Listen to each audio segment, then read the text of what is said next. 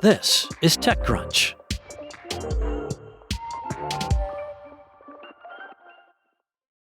On Thursday, Google Cloud announced it added fast-rising AI coding startups Lovable and Windsurf to its roster of customers.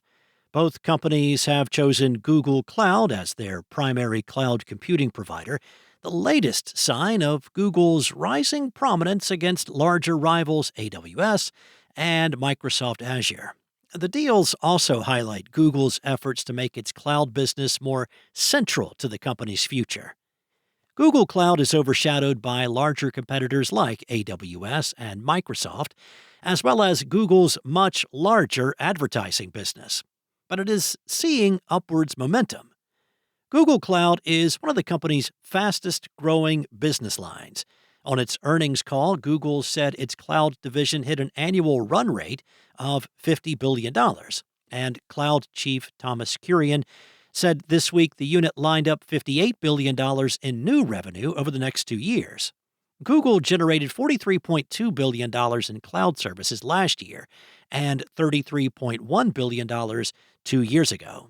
Winning contracts with leading AI startups seems to be a large driver of Google Cloud's growth. The division says it now works with 9 out of the 10 leading AI labs, including Safe Superintelligence and OpenAI, and 60% of the world's generative AI startups.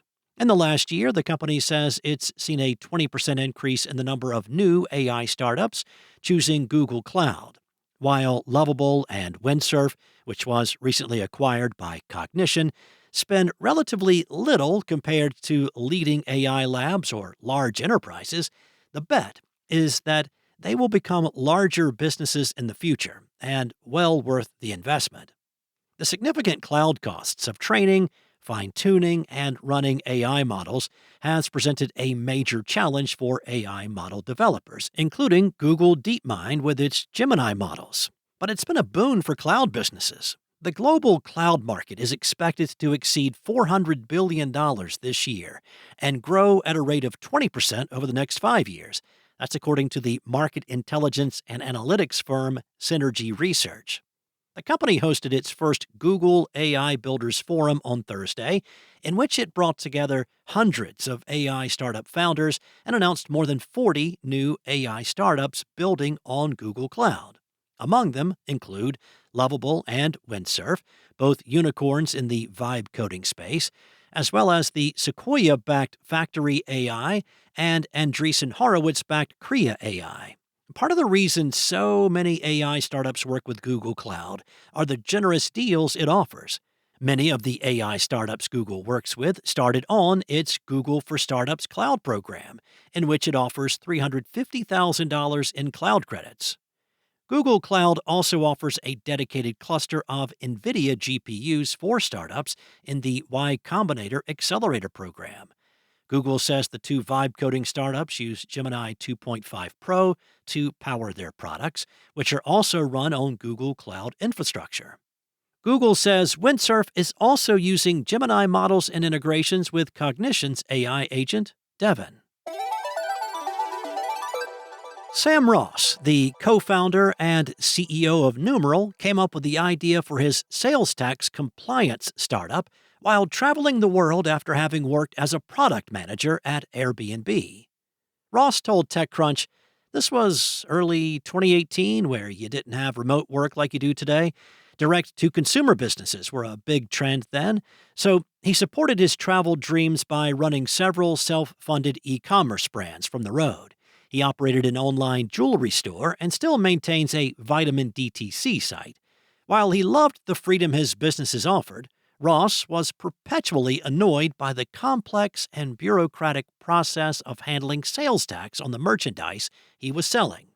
Until 2018, e-commerce and software-as-a-service companies did not have to pay sales tax to states where they had customers, but no physical presence.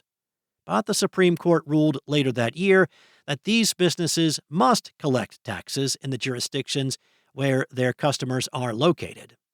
Ross said, "All of a sudden, I went from having to deal with collecting tax on my customers in California to all of a sudden dealing with 40 plus states. That was painful." When Ross applied to startup accelerator Y Combinator in 2023, he was encouraged by partner Gustav Alstromer, his former boss at Airbnb, to build a startup that automates every aspect of sales tax management. On Thursday, Numeral announced that it raised $35 million in Series B funding, valuing the two-year-old company at $350 million. The round, which comes just 6 months after raising an $18 million Series A, was led by Mayfield with participation from other investors, including Benchmark, Uncork Capital, Y Combinator, and Mantis, the VC firm co-founded by the members of the electronic DJ group, the Chainsmokers. While there are many software products for managing sales tax on the market, Ross believed that AI can remove the complexities and serve clients as a human tax accountant would.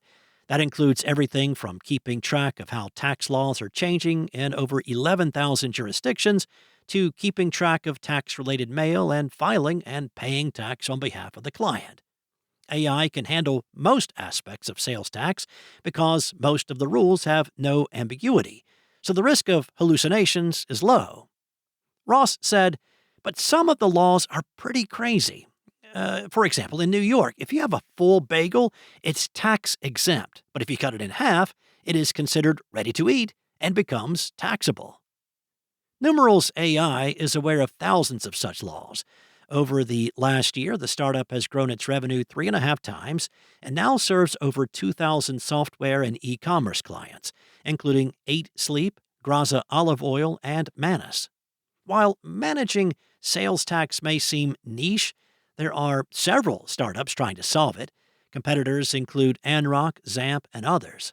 And a 26-year-old incumbent, Avalara, owned by Vista Equity Partners, is expected to go public later this year. Ross says that Numeral's international offering differentiates it from competitors. He said, "We're filing taxes for people in Tanzania and Kenya and all these small markets where traditionally they would have had to use a CPA firm." That's it from TechCrunch. For more tech stories like these, go to TechCrunch.com.